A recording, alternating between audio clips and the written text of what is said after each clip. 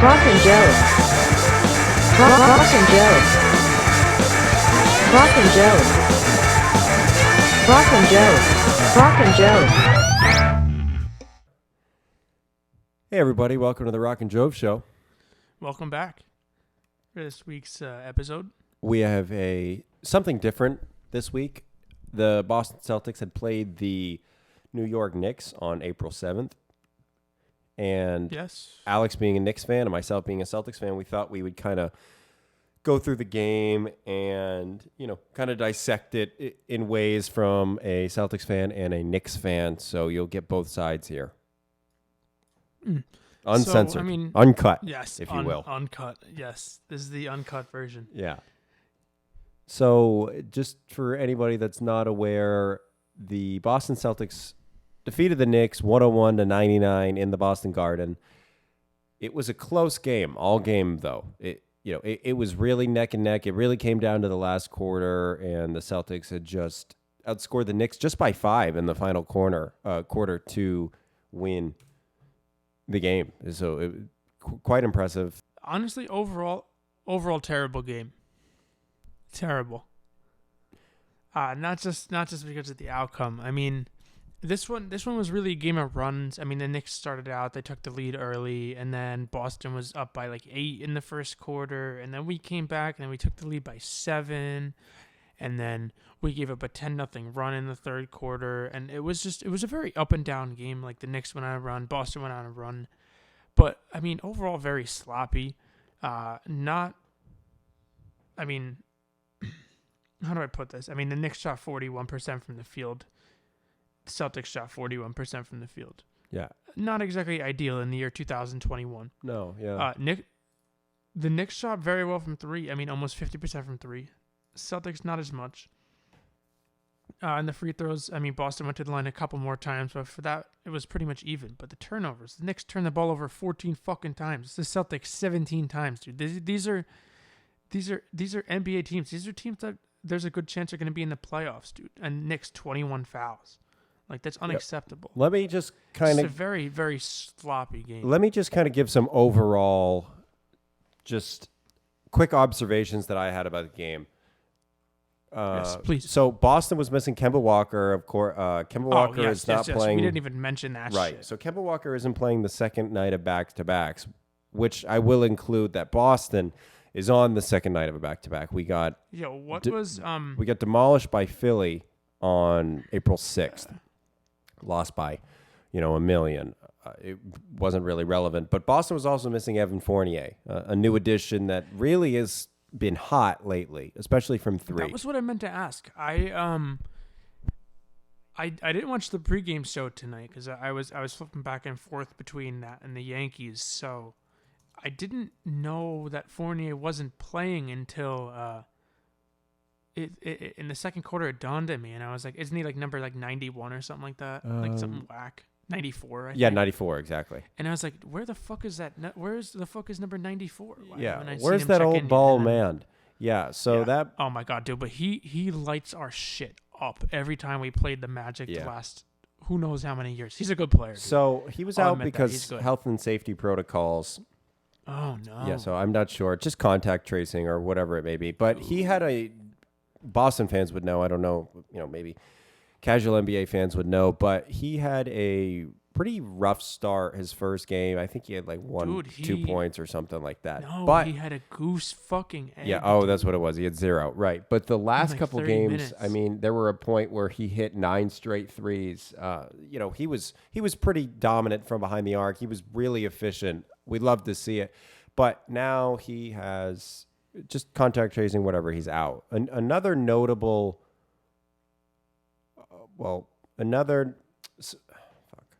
So something notable about this as well was that Tristan Thompson, this was his first game back, I think in like 12 games. I don't want to hear his name. Okay.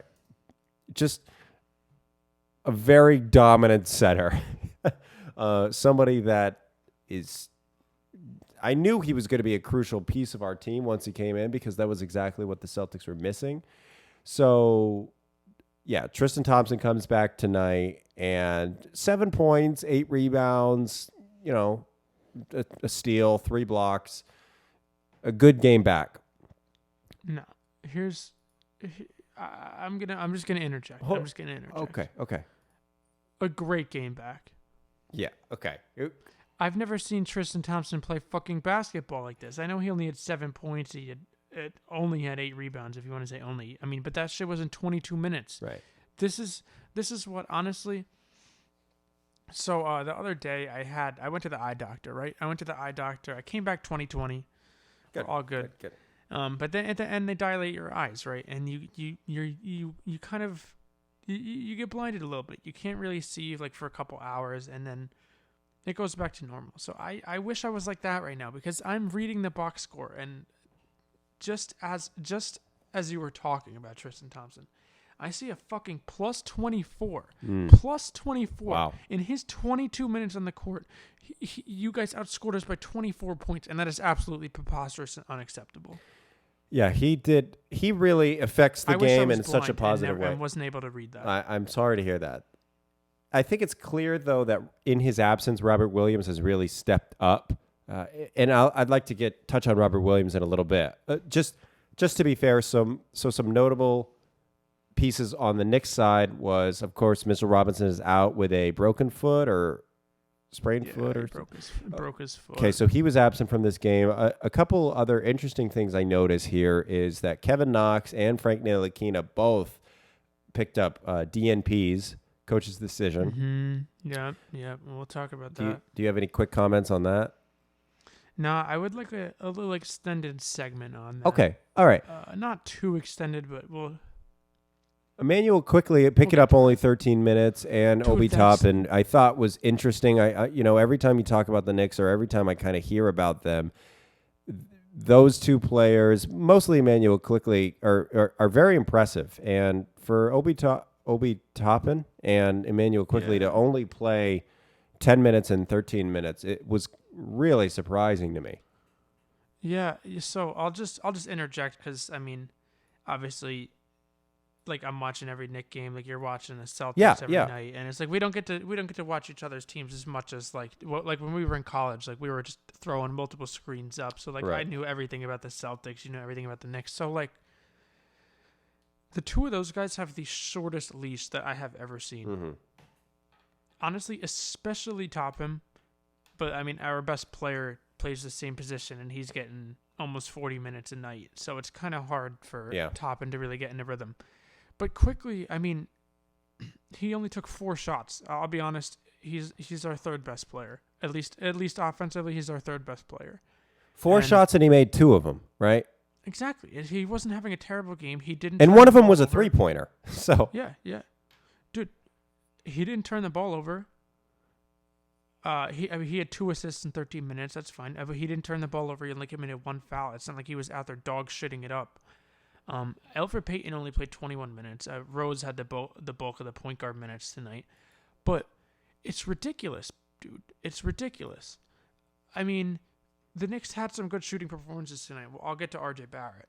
RJ Barrett was phenomenal. But are you telling me, like, this team that was struggling to score, especially in the fourth quarter, when we brought Randall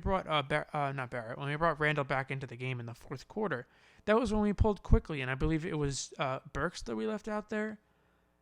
So we were running Rose at the point, and he was gassed by that point. He had nothing left.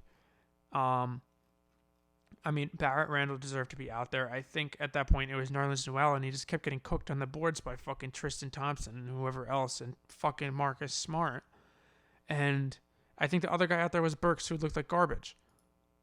And quickly was sitting on the bench. Him in his 13 minutes, I mean, he definitely had fresh legs out there, and he goes to sit on the bench, and then all of a sudden our offense, a lot of times we needed a 3-pointer, and we go fucking Alec Burks. Mm-hmm. Preposterous. Yeah. And then after we realized Rose had nothing left, he had the fucking nerve to bring back in Elfrid Payton.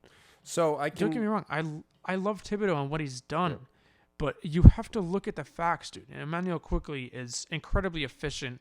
And even if his shot isn't falling, his ability to space the floor and the fact that the defense has to respect that shit makes him more valuable than Payton. So, honestly, what it comes down, this was a pretty big game with the season. It was, dude. With the season, I mean, how many games are left? Maybe like 20 games. I'm not even sure. That sounds about right. Yeah, I know there's a 72-game season. So with the season probably coming to a close within the foreseeable future, you start to look at the standings, and they're in the East especially, they're only 3.5 games within each other. And this year will be a play-in tournament. So 10 through 7 is going to be like a dogfight to see who's in the playoffs. And this was a big game because the Celtics and the Knicks, of course, are in the same division, but even if not, they're 7 and 8 in the standings. We were tied, dude. We were tied yep. coming into the game. So we were tied, and the Celtics had just hit 500, and the Knicks had fell just below 500 with this loss. And the Celtics are better in the division, and Knicks are worse. Not that it really matters anymore, but the Knicks are only 1 and 8 in the division, while the Celtics sit 4 and 6. Dude, our only win was against you guys. That Yeah. game at the Boston Garden where, like, I don't know, you guys just didn't show up to play. So I wonder if Tibbs was playing kind of your Alec Burks and things like that to try to really solidify this win for you guys, if he was trying to play the veterans, or if he just didn't believe in the rookies, or if he just didn't like what they were putting out there. It's like getting frustrating because this happens so often. Like, there was a stretch of games where Quickly was balling out, and all the Knicks fans on social media were crying for him to be starting over Peyton, and it just didn't happen. Yeah. And then Peyton would have one game where he'd have like 16 points, and we're like, fuck.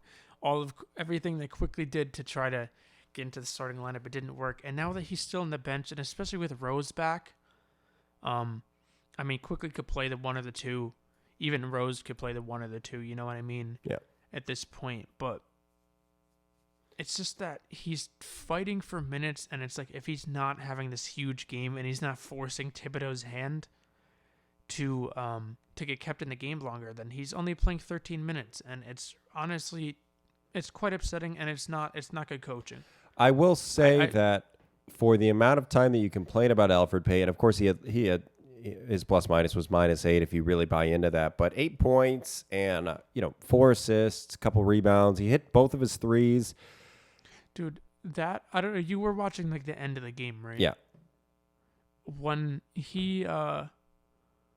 we were down by 6 and we needed a 3-pointer, and he's walking with the ball, and there was like 10 seconds left. It's a good thing I wasn't holding the remote, and because then he just took a 3. And if I was holding the remote, I probably would have at least had the urge to throw it at my television, and then it went in, and I was like, what? Yeah, that was with like a couple seconds left, right? Yeah, I mean, the game was basically already over, but that was one of the more unlikely shots I've ever seen go in. So real quick, I just wanted to say that your complaint with Thibodeau was that Quickly and those guys have too short of a leash. It's funny because Brad Stevens is the complete opposite. I feel like a lot of these guys that play just get unlimited, and I always complain about this. Everybody has a green light from 3. Every single person on this team. God, dude. Pritchard had multiple attempts from like beyond 30. Yeah. Like, straight. Seriously, I mean, bricks. so these 3-point, whatever. So Brown went 5 of 13. He didn't, whatever. Not a great night, but not a bad night. Tatum went 3 of 9. Okay. Then we look. Marcus Smart took 6 threes. Romeo Langford took 3. Grant Williams took 2. Peyton Pritchard took 3. Semi Ojeleye took 4. So, I mean, that's a lot of shooting by people that really probably should not be shooting. And those shots were contested, like, might I add. So it... I don't know about that. Well, despite the Knicks' best defense, they were contested, reasonably. But my gripe is that, frankly, often I see that we'll be down 6, right? And we'll just need a bucket. I think this was like fourth quarter, 9 minutes, I'm thinking. All right, so we're down 2, then we're down. Okay, now we're down 6. And on back-to-back possessions, I saw Marcus Smart take a 3, and I saw Jaylen Brown take a 3. And I mean, you're aware of how, of course, the NBA is flowing towards the 3. You live by the 3, you die by the 3. But so many times, I just see random people taking like random shots, contested, basically from the logo, when all I want to do is buy a 2-point bucket. And it's just so frustrating because Brad will just let those people play, and there's no problem with it. That's just kind of one of my gripes. And I just saw it in this game, as I see with every game. They really do try to just, it's just kind of that thought like, man, if I can just hit one of these threes, it's going to turn the game around. Okay, but you missed the last 2. and so did your buddy. So it's like maybe you should just drive in. Tatum and Brown are so effective in the paint that they're absolutely lethal. I mean, their 2-point percentage, I don't have it right here, but I mean, I guess they went 7 of 13. Brown went 7 of 13 inside the arc, and Tatum went, it looks like 7 of 11. 7 of 12. So, I mean, Something like both that. really I'm efficient. trying to do the math too. It's Yeah. It's a little late at night to be doing this It much is. math. It's a little. But anyway, seriously, though, so it's like extremely effective in the paint. So, I don't know. I don't get it sometimes. I wanted to say that I noticed that R.J. Barrett was, I mean, obviously had almost 30 points. So, are you happy with his production just in general? Is this is this an average game for him now, or no? This is like, all right. I'll be honest. He popped off a little bit tonight. Yeah. He popped off 6 of 6 from the 3. 6 for 6 from 3. That's easily his best shooting game of all time. 10 of I think it's 14 a from the career high of field. 3-pointers made. Yeah. Dude, it's just. It's like I can at least take a little bit of solace. I like it. It like sounds weird. It's not. I don't mean this in like a moral victory type of way. I can take some solace in a loss like this if RJ had like a fucking great night. Because I mean, ultimately, not only is he my favorite player, like he's ultimately like if you look at the guys in this roster, like the guy who has the most overall potential, and like to see him grow, I'll take that W. Obviously, I want the real W, but. Like when he's hitting shots like that, it's such a treat, honestly. Yeah. Because he'll go through spurts where like, I mean, he had that stretch or something that like, I mean, Bleacher and ESPN was talking like, oh, he missed 20 straight 3-pointers, ha ha ha ha ha. He sucks. He didn't make all rookie team last year, and then, we had like a couple days off, and he's like, all right, you know, I'm just gonna spend the whole couple days in the gym, and then literally ever since then, he's shooting. His last 40 games, he's shooting 46% from 3. Like, that's phenomenal. So, I mean, he's completely turned that around. And aside from that one turnover he had with a minute left, which is inexcusable, I mean, and then he hit the 3 to tie the game, so he kind of made up for that. Like, if he's hot like that, I want him taking more than 14 shots, if I'm being honest with you. Sure. And that's kind of what happens all too often, especially, I don't know, Peyton and Barrett don't have they don't have like a good synergy together. Like Peyton does not pass on the ball very often. Like Randall and Barrett have pretty good synergy together. Like Barrett always cashes in his passes and vice versa. But I mean, especially if he's the hot man, I mean, the Knicks were still running a lot of Randall. And then when they needed a bucket towards the end twice in a row, Alec Burks put up a ridiculous fucking shots when he was shooting 2 of 7 on the night, which quickly became 2 of 9. And I was fucking heated. But like if he's the hot man out there, he's shooting 10 of 14. I feel like he's the guy who, I mean, he had that turnover while he had the ball in his hands, and that was bad. But maybe you should be running some more sets through him, and especially the thing the most that the Knicks should be running when the offense isn't working. You put the ball in Barrett's hands and you run a little screen action with Randall, and immediately there's so much that the defense has to worry about because Randall's obviously a pick and roll threat because he's a great finisher. He's obviously a pick and pop threat because he's shooting almost 42% from 3 this year. And I mean, Barrett also, if you don't play the screen the right way, he'll blow right by you, and then he'll get a free layup at the rim. Yeah.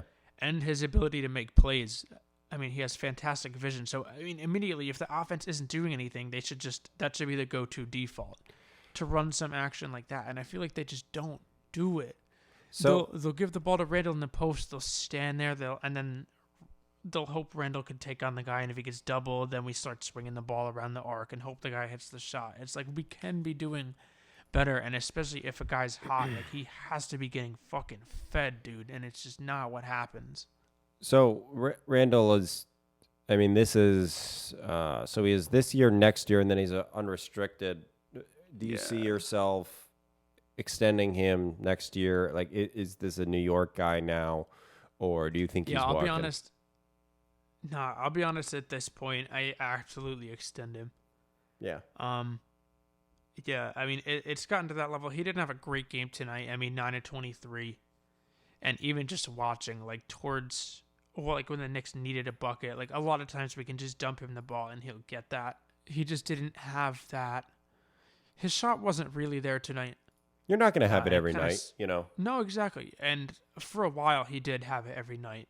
Like he probably had like a 10-game stretch where every night he could walk in the building, he could sleepwalk and put up 20. Yeah, I mean, And he he still still ended kinda up did with that tonight. he still ended up with 22 points, 6 assists, that's the 9 thing. rebounds on 39% from the field. I mean, And like, not very if, like, efficient, but no, definitely not efficient. And like, it kind of sucks that like I don't know how many Knick games like you've been able to catch recently that like this None. is your not unless this they're is the playing the rando green. game you had to see. Yeah. No, exactly. Like this is the rando game you had to see. So like when I tell you like how good he's doing, it's like yeah, sure, No, whatever. and he was an all-star, so But- I'm forced to believe you. You know, I No, understand. I see the highlights every now and again. I know he's playing well, sure.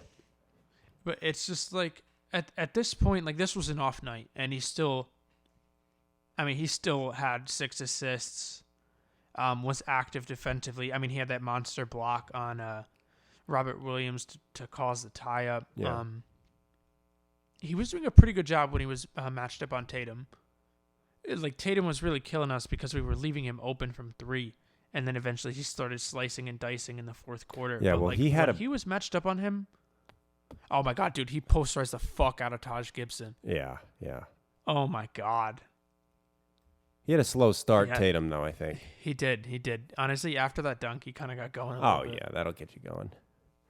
Dude, but it's just like at this point, like this is an off night for Randall, and he might not have been helping the team by taking 23 shots tonight. I think that's fair. But if he's just that the fact guy, that you you're know, still- he might be shooting his way out. He might be trying to do it. exactly. No, exactly. Like the next game we play is, I don't even remember, but it wasn't anybody good. We have 3 not fantastic teams coming up, and honestly, I want W's in all 3 of them. But like, if this is an off night for him at this point, and he's still giving us 22 points, and he's still doing other things to impact the game, it's just like I didn't see any of this from him last year.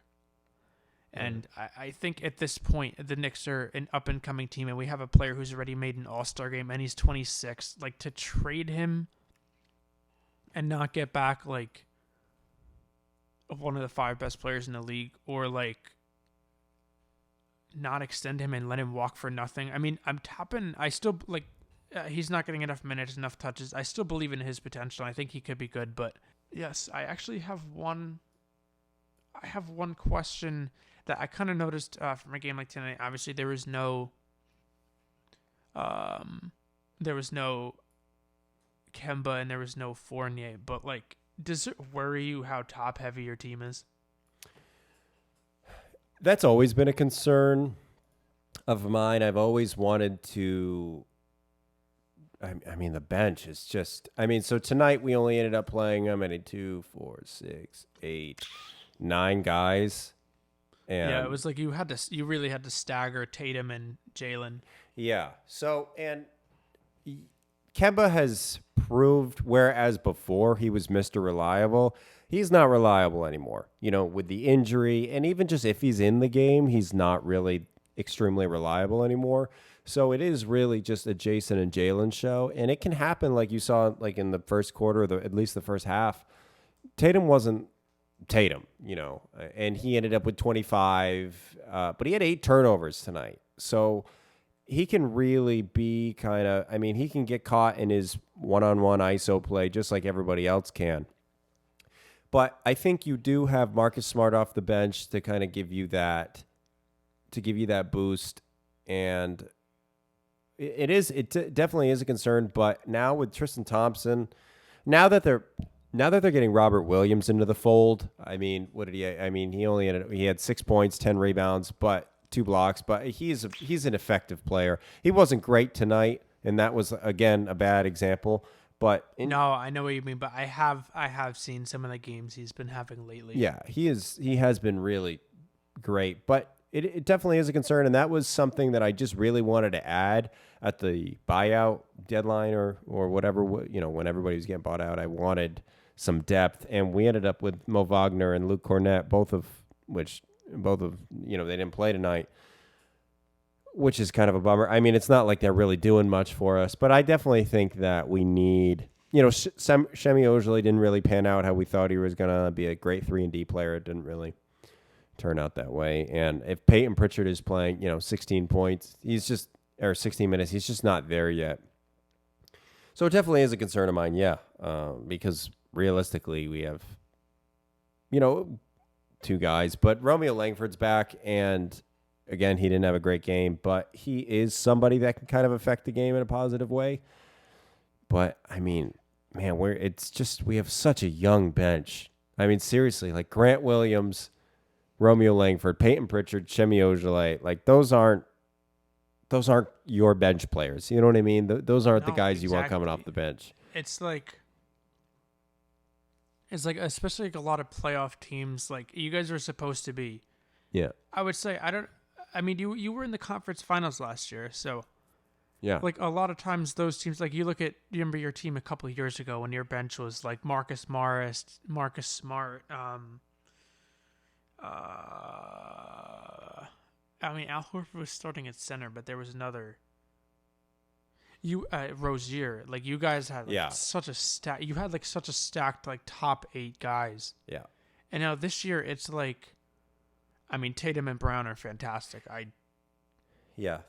It's like, I guess both of those guys, they're not like at that like superstar level, but they're like both at that tier, like right under that. Yeah, they're both fantastic. At the all-star level. I mean, quite literally, they were 2 all-stars this year.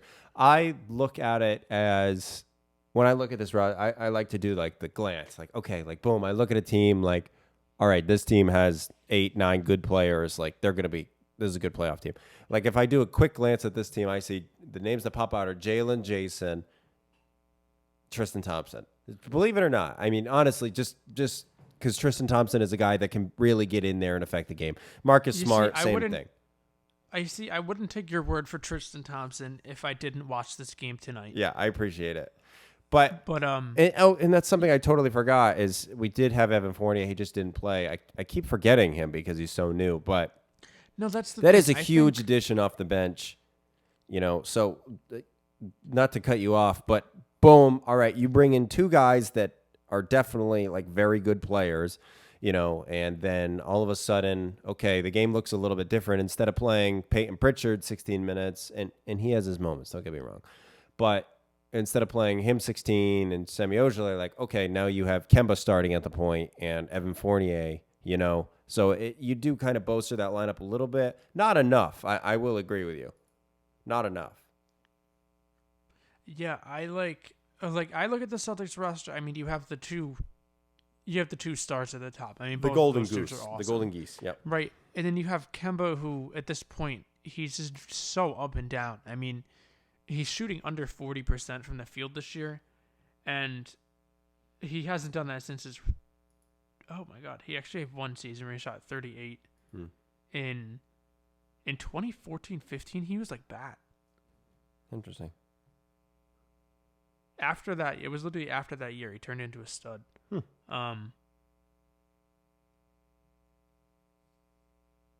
yeah, I don't know. Kemba, he's just he's not back yet. And then, it's frustrating. It's frustrating if you want my opinion about it. I mean, whatever. I'm not like worried about it. I mean, it is what it is. But, we talk about it all the time. Like, just friends of the Celtics. It's just like, oh, like, so Kyrie comes, is bad. He leaves. He's good. Hayward, same thing. I mean, it's like anybody that comes here has a terrible career here and then leaves and does much better. I guess the one exception would be Al, who was good here and then he left and he was immediately terrible. Yeah. Probably because he was bad all along, but it's like, I mean, the only other guy after those 3 that like you really, really worry about if you're an opposing team's defense is Fournier. I mean, Marcus Smart, he could sometimes get hot. You know what I mean? But he's like just a very good role player. Like same with Robert Williams. I mean, his role is kind of like the Mitchell Robinson role. On the Knicks, I think he's like very good at that. That's the problem is Robert Williams is not there yet. Like Brad just honestly for some reason Brad just like never played him. He's like really come along slowly, but like the flashes are there. Like I've seen it. I've seen it with my own eyes that like the ability and the potential is there. Yeah. And then I don't know. After that, like I look up and down this team. It's like, yeah, use the Tristan Thompson. Is there like anybody else, dude? Even I don't know. Getting rid of Jeff Teague was kind of weird to me. Yeah, he was really ineffective, but it was. I think it was. I don't want to say it was essential for the Fournier deal because it was really just like an add-in. I think what happened was Danny was just trying to clear up roster space to make a signing, and I thought maybe he thought we were going to get Drummond. You know, it's all speculation, but he was clearing up space on the roster. I really agree with you, dude. There's just a whole bunch of young guys. It's like, yeah, Langford like has potential. I mean, Ojale, he's good defensively, but he doesn't. Like Grant Williams, I mean Pritchard's a rookie and he's looked pretty good. I mean even like Nesmith is a rookie and he hasn't looked that good. And there's just a whole bunch of young guys. This could be a roster. A whole bunch of inexperienced guys. And yeah, this could be a roster in 5 years where we're like, oh, that's a pretty good roster, like on paper, you know? Yeah, and it's like if some of these guys, even if they go to other places and become like quality level starters, it's like, dude, Brad Stevens kind of sucked. Like, how are they bad this year? Yeah. But it's just like none of these guys were ready. And maybe it's, and I'm not saying we're throwing in the towel on the season because of course we'll be a playoff team. I mean, we have that level of talent. We will be a playoff team. You know what I mean? But maybe Brad is just kind of like, hey, like let's just see what happens. Like let's throw Pritchard out there. Like let's throw Grant Williams out there. Let's throw Romeo Langford out there. Each of them getting like 25 minutes. Like, let's just mess around. You know what I mean? Because I think in the offseason, Danny is going to make some moves. I think he's going to use that traded player exception, and I think he's going to kind of swing for the fences a little bit, as far as trying to bring in some free agents. I'm not exactly sure who the free agent class is. Yeah, I haven't looked into it too much just because I know so many guys have signed, and like I'm not even like getting excited for it or anything, but yeah, it's kind of like how I think you guys could definitely use, I don't know who else is left on the buyout market, but maybe like one more veteran just to get I've always said Jamal Crawford. I've always said, man, if you bring in Jamal Crawford as your ninth guy, whatever. I mean, you just need a couple buckets, whatever, even if you throw him in a couple minutes. Even as like a 12th guy, like spark plugged, it's just in case nothing's working, like why not? But it's kind of like on the contrary. It's like, yeah, the Celtics, like they're throwing Pritchard out there. He's going 16, sometimes like 20 minutes, and they're just letting him work. Like Langford played 25 tonight. I know he just came back.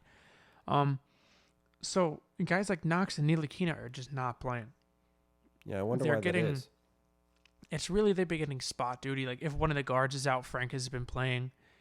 And then sometimes if one of the forwards or like Bullock or something is out, like Knox will get a little bit of playing time. And that's about it.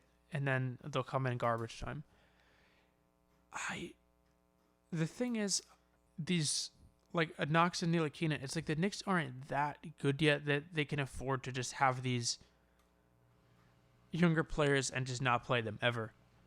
And have these veterans, even if they're ineffective, to keep them in the game because these veterans are that good that they'll shoot their way out of it, or they'll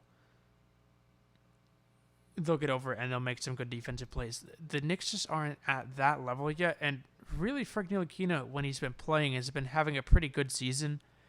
And I know Alfred Payton's still starting every single game, is playing almost 30 minutes every night, and it's really frustrating. But I swear to you that Frank Ntilikina brings more to the game of basketball than Alfred Payton does. And Payton, he frustrates the hell out of me the way he plays sometimes. Like, I understand why he plays because, I mean, besides Rose, nobody else on the roster is really adept at getting into the paint. I mean, with the exception of, Barrett can do it, but they don't really run him playing point guard too often, you know what I mean? Thibodeau likes to keep his guys that play positions at their positions out there. But so, I get it. Like, he's good at getting into the paint and he's good at getting into the passing lanes, but that's about the extent of things that Alfred Payton's really good at. Frank Ntilikina, I don't know if you believe me or not, but he's literally one of the 10 best perimeter defenders in the NBA. Sure. I will stand by that. I've seen it in action so much. on just how he can just come into the game and positively affect the game. Like, it's so hard. So many star guards like James Harden, Kemba Walker, Kyrie easy Irving, throwing out Luka. throwing out star guard And with Kemba. Take it easy. No, I'm saying. I know what you mean. But I mean, like, yeah. I know what you mean. All right, he's made All-Star games. Yeah. You know what I mean? Yeah. But like these dudes that they know the game of basketball and have talent. Yeah. That Frank has guarded them, and they've been like, this dude is a fucking pest. I hate when this guy is guarding me. Like, he's one of the best young defenders in the NBA. Like, he's really good. So many guys talk about it, and I see it with my own eyes. And even offensively, he's become an elite. He's become an elite corner 3-ball shooter. The other offensive parts of his game, definitely a work in progress, but he can spread the floor much better than Peyton can, and that's extremely valuable. He can handle the ball, you know what I mean? Pretty good passer. But just the value that he brings defensively, like literally any other intelligent team that's in the playoff hunt, if they had Frank Ntilikina, he'd be playing 15, 20 minutes a night, and oftentimes in crunch time, because that's just the impact he has on the game. I feel like oftentimes the Knicks will kind of do the classic vintage over modern bit, you know? Dude, that's like the whole Thibodeau thing. Where it's and like, I really feel bad about slandering a lot of Thibodeau's decision making, because he's going to be in the running for Coach of the Year, and he deserves it. But he's definitely very stuck in his ways still sometimes, and Ntilikina seems like Thibodeau loves defense, and Frank Ntilikina's very good at that. So it's just sometimes really perplexing why he never plays. And then Knox at that too. Like, he's shooting over 40% from 3 this year, and especially his corner 3-ball as well, like I was saying with Frank. That's become a shot, and he's become knocked down from there. And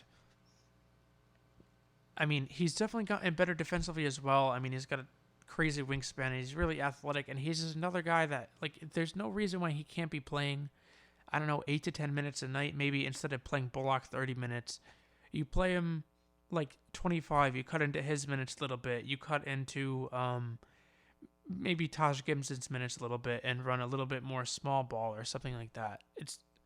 I don't know, we run too much the starting 5, the bench 5, and then we'll throw Randall out a little longer, Barrett out a little longer, and that's it. Yeah. Sorry. Go ahead. It's okay. I was just going to say that, you know, it is kind of like the vintage car argument, where something isn't always better just because it's older. So when I see Alec Burks playing 23 minutes, you know, 2 of 9 from the field, I'm like, okay. I mean, why not just see what Kevin Knox had? You know what I mean? Why not just kind of throw those guys in? That's exactly what it is. And guys like Bullock, 2 of 8. Burks 2 of 9. Those guys had no leash tonight. They both played almost. It also just doesn't matter at all what those guys do. You know what I mean? I mean, seriously, it's like, okay. I mean, Alec Burks is an unrestricted free agent next year. Reggie Bullock is an unrestricted free agent next year. So is Taj Gibson. Like, so is Nerlens Noel. So it's like, maybe figure out who you want to see in a uniform next year. You know. I don't know. Seems kind of silly to me. Even like Derrick Rose is an unrestricted free agent next year. No, exactly. I don't know that you guys are really going to bring him back. I don't really see a point for that. He's not going to come back because he wants to be on a Lakers or a Clippers. You know, he really wants to compete. I think Rose might come back for another year. I don't know. I wouldn't put my money on it. I really think he might. But even so, like, I completely agree with you. It's like, I mean, I guess we're at the point now where we always sign guys on 1-year deals because that's what happens. Mm-hmm. I guess we're at the point now where we have more of a nucleus of a team, and like they're definitely close together. So some guys that are unrestricted might be more likely to come back for another year. But I completely agree, dude. Like, if all these guys are gone next year, then it's gonna be like, shit. Well, why weren't we developing Knox, and why weren't we developing Frank, 2 guys we took with top 10 picks? Yeah. And these guys that went and became unrestricted free agents, and we had a first-round exit in the playoffs anyway, are gone. It's like, what? It's funny. That's what like were we really missing out on by not playing them. Right. That's like the basically exact opposite of what I'm saying for Brad. And, you know, I'm not saying play the old guys because we don't really have any old guys. I'm just saying, hey, we need a better bench. You know, we need more old guys. And Brad's just like, well, let's just, throw out Rob, Romeo, and Grant Williams for 25 minutes and see what happens, And Yeah. what happens is minus 21, minus 16, again, if you believe in that stat. But then you have Yeah, a plus 9 for Grant Williams, right? So it's like some games, it's like they're going to learn, Grant Williams never hit his first 23s or something he missed. And he ended up with 0 points tonight, but he missed 3 shots, missed 2 threes, whatever. But he had 3 boards, 1 offensive board. He had an assist, a steal, so they will learn. And Brad is good about throwing them into the fire like that. I see like Carson Edwards will just come in not in total garbage time sometimes. He'll just come in, Same thing with Taco when Tristan Thompson was out. Taco was playing some minutes and, he wasn't doing fantastic, but he was getting some minutes. I respect that about Brad as much as it might frustrate me sometimes. And it's just like the exact opposite with the Knicks. It's like, you remember the Office episode with D'Angelo Vickers and he had his inner circle? Uh-huh. The Knicks rotation is the Tom Thibodeau inner circle. I'm going to be honest with you. And it's like... Totally. It's what it is. He has his 10 guys. The 10 guys that are playing right now, that's his rotation. And I don't know. It's hard for his guys to upset him enough that he's going to dock their minutes. And it's like a Neil Aquino or a Knox has to almost count on somebody else getting injured. As shitty as that sounds, I don't know what their practices look like, though. You know what I mean? I wonder if they're showing out in practices. How fucking good could Alfred Payton possibly be in practice? Yeah. Maybe the coach likes what he sees out of him, in a leadership role, I mean, dude Mo Wagner and Luke Cornett got traded to the Celtics, and Mo Wagner played that day. Brad was just do it, dude. He was just Cornette. go figure it out. Cornette played too. Yeah. Oh, yeah. And hit a couple threes. Yeah, Cornette. I don't know if he played the same day. He might have played the same day, but I know Mo Wagner played literally the same day. I mean, Brad usually uses them. I don't know why they weren't playing today. Maybe he was just really liking having Tristan Thompson back. But those guys have been getting minutes. They just traded for him. Those could have been guys that they waived, but they just didn't. They just kept them. So. Yeah, I don't know. This next stretch of games, I mean, the Knicks, we just played a couple games recently. We had you guys, we had the Nets, we had the Sixers, we had the Heat, and all these. Every single game was close. I mean, every single game against these teams that are going to be in the playoffs, that have been making the playoffs every year the last couple of years. And we played them every game close. Most of them were 1-possession games at the end, 2-possession games, whatever. We played them all close and we lost all of them, dude. Yeah. We lost all of them. And the stretch coming up, I mean, we're kind of getting lucky. The Raptors are playing really bad basketball right now. We get them this week. We get the Lakers, and they're not going to have LeBron or Anthony Davis. So it's if we're going to keep finding a way to lose these close games, I mean, we even lost to the fucking Timberwolves last week, and I was beside myself. If we're going to keep finding ways to lose close games, it's at the point in the season where it can't be, we fought hard. It's RJ had a good game, or Quickly had a good game, whatever.